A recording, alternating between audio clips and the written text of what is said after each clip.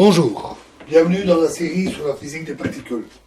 Alors le but d'établir des équations intégrales entre amplitudes est d'étudier les propriétés non perturbatives. En particulier, on veut trouver un cadre approprié pour l'analyse des états liés relativistes, pour lesquels les approches perturbatives, en tout cas la théorie des collisions, ne convient pas. Dans ce cas-là, bien entendu, il ne s'agit pas de collision. Nous allons concentrer notre attention sur ce sujet en laissant de côté d'autres applications intéressantes, mais il faut, quelque part, à un moment donné, se limiter dans ce qu'on peut voir. En utilisant des techniques différentes, Schwinger et Dyson ont dérivé indépendamment les équations intégrales pour les fonctions de Green comme une conséquence des équations du champ, c'est-à-dire de la structure spécifique du Lagrangien dynamique. On l'avait déjà rencontré en partie pour dans le cas du champ scalaire en auto-interaction. Quand elles sont correctement renormalisées, ces équations peuvent être utilisées comme une alternative à l'approche de la théorie des perturbations.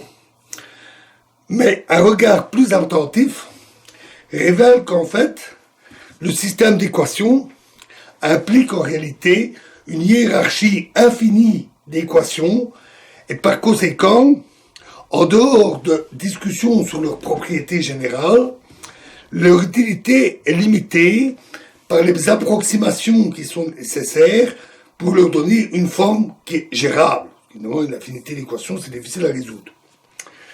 Cette circonstance malheureuse peut être liée au fait que l'outil mathématique naturel dans ce contexte est le calcul fonctionnel. Et c'est un instrument qui est assez peu familier. Pour être précis, nous allons travailler avec l'électrodynamique. Mais la technique est générale. On a introduit comme d'habitude une fonctionnelle génératrice avec une source J mu X pour le champ électromagnétique et des sources anticommutantes état X et état bar X pour le champ électron-positron. Une expression sous forme d'intégrale de chemin pour cette fonctionnelle est Z de J état bar est égal à qui est égal à E exposant G, J état bar est égal à l'intégrale de D J, de dA psi bar de E exposant I sigma, où sigma est égal à I A psi bar plus l'intégrale de D4X de J mu X A mu X plus état bar X psi X plus psi bar X état X. Ici, grand I est l'action qui est fonction de A psi et psi bar que l'on connaît, qu'on a déjà rencontré, et un facteur de normalisation est implicite pour assurer que la fonctionnelle connexe, ici on nommait l'indice C par simplicité, c'est toujours la fonction connexe, pour que cette fonction satisfasse G0 égale 0. Pour tenir compte de la renormalisation, l'action peut être régularisée et des contretermes inclus. Par simplicité, Ici, on ne fera pas, ils ne seront pas écrits explicitement jusqu'à la fin de la dérivation. On les retrouvera.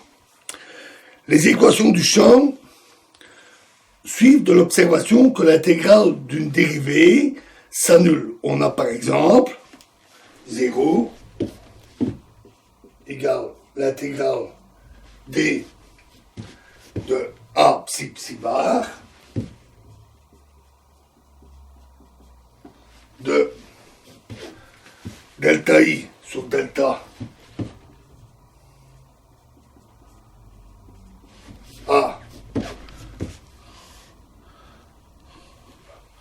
a mu x plus j mu x fois e exposant i sigma qui est égal à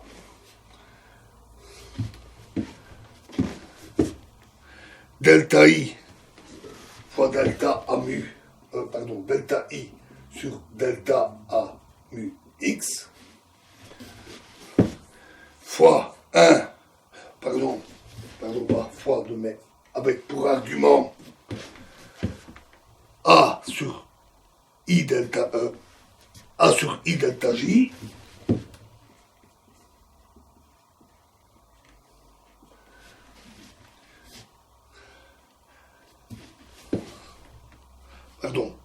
c'est delta. Delta sur I delta eta et moins delta sur I delta eta bar plus J mu X appliqué, puisqu'on a remplacé les arguments par des opérateurs, à Z J eta bar. Alors écrivons l'expression de delta I sur delta A mu X. À partir de l'action qui est connue, on obtient d'Alembertien G mu nu moins 1 moins lambda d mu d nu de A nu moins E fois psi bar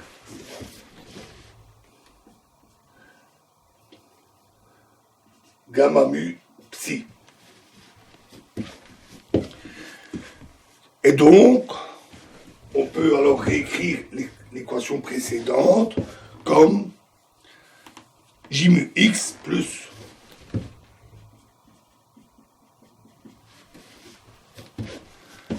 d'Alembertien G mu nu moins 1 moins lambda d mu d nu de delta G sur I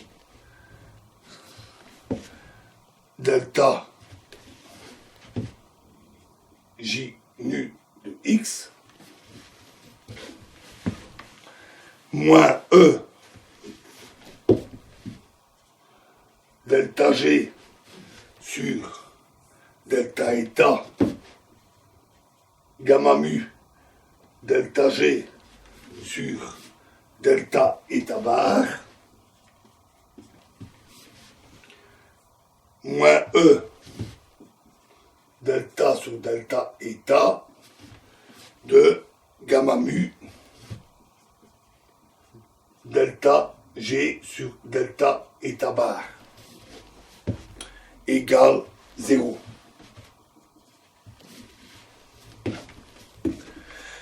Il est avantageux d'effectuer une transformation de Legendre vers les fonctions irréductibles.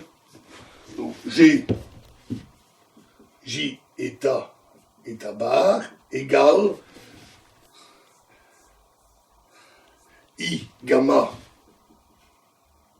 J eta bar plus I intégrale d 4x de JA plus psi bar eta plus eta bar psi.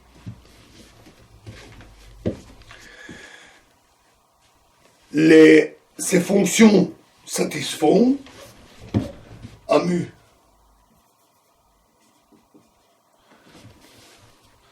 Alors, c'est chaque fois de x, hein, inutile de répéter indéfiniment l'argument x, égale 1 sur i, delta g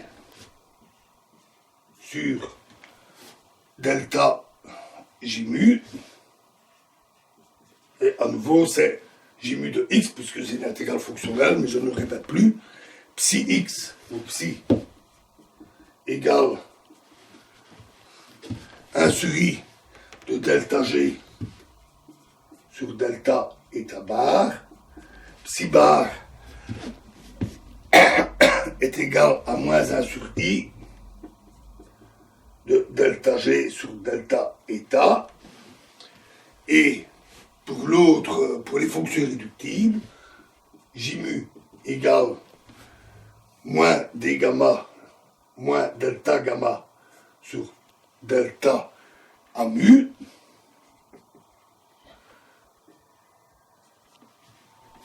eta est égal à moins d gamma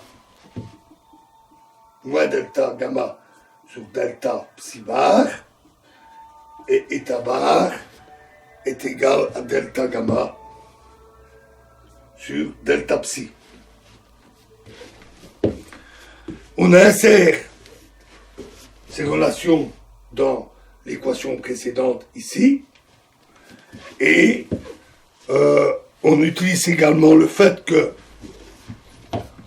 moins delta alpha bêta fois delta x moins y est égal à 1 sur i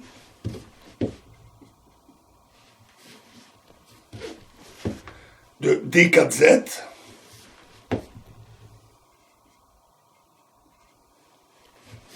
intégrale bien sûr, intégrale d4z de d2g delta 2g sur delta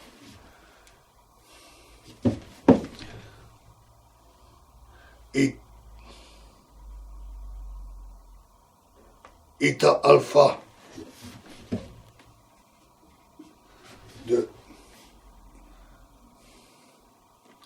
x fois delta eta gamma de x fois delta de gamma fois delta psi gamma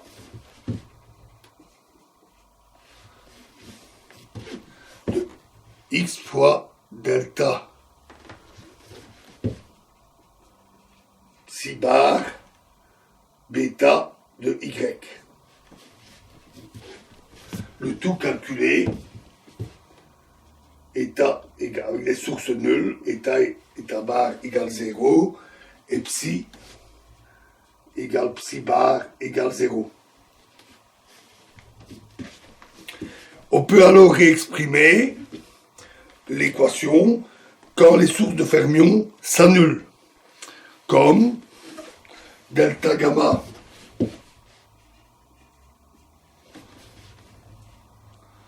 sur delta a mu, calculé dans le cas psi égale psi bar égale 0, est égal à, dans l'Albertien, g mu nu plus, pardon, moins 1 moins lambda d mu d nu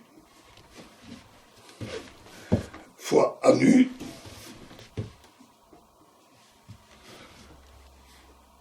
moins IE fois la trace de gamma mu delta 2 gamma sur delta psi bar, delta psi moins 1, xx.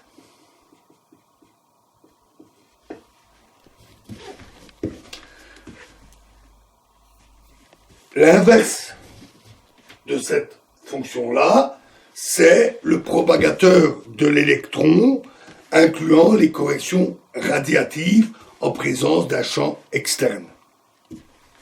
Voilà, et nous continuerons cette dérivation dans la prochaine vidéo. Je vous remercie.